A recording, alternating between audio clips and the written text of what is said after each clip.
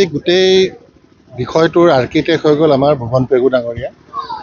ভুৱন পেগু ডাঙৰীয়াই গোটেইটো চিন্তা ভাৱনা কৰি ওলালে আৰু সাংসদৰ পুঁজি থাকে, তো পুঁজিটোতো ৰাইজৰ পুঁজি, তো আমাক অকণমান আবেদন জনালে, আমি সেই অনুযায়ী তেওঁলোকক পুঁজিটো আবণ্টন দিলোঁ।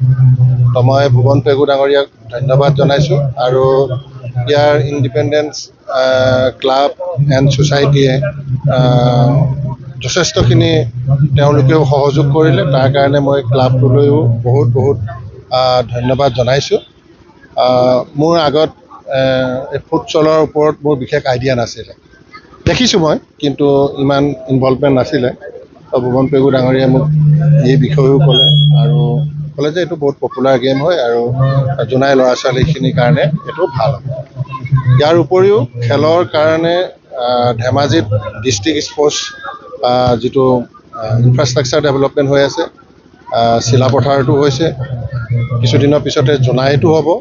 তো খেলৰ এটা সুন্দৰ আন্তঃগাঁথনিও আমাৰ জিলাখনলৈ আহিছে, যাৰ কাৰণে মই মুখ্যমন্ত্ৰী ডাঙৰীয়াকো বহুত ধন্যবাদ জনাম।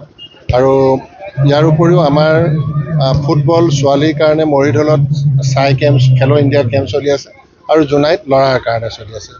তো আমি দেখিছোঁ যে ইয়াৰ পৰা যথেষ্ট ল'ৰা ছোৱালীয়ে আগবাঢ়িবৰ কাৰণে সক্ষম হৈছে। গতিকে প্লে'গ্ৰাউণ্ডখনৰ অকণমান আছে, কিন্তু এতিয়া আমি খেলো ইণ্ডিয়া প্লে'গ্ৰাউণ্ডবিলাক আমি 6 কোটিকৈ টকা দিছোঁ। তো সেই পইচাৰে আমি জোনাইটো খুব সুন্দৰকৈ প্লে'গ্ৰাউণ্ডখনৰ আমি মানে উন্নতিকৰণটো আমি কৰিব পাৰিম।